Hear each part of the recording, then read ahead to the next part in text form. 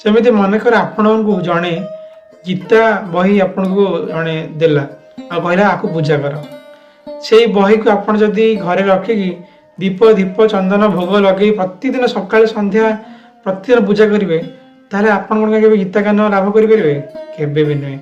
आपण जदि प्रकृत गीता ज्ञान लाभ करने चाहते ताहले से बही को पढ़ी बारंबार बारंबार पढ़ी बुझी ग्रहण करी सम्मान करी से आदर्श को से शिक्षा को निज जीवन में काम लगे पारे ताहले हम से बही प्रति पूजा।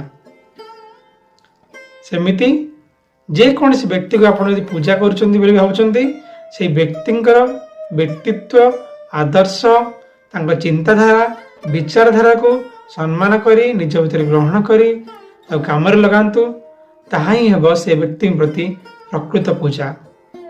जय जगन्नाथ।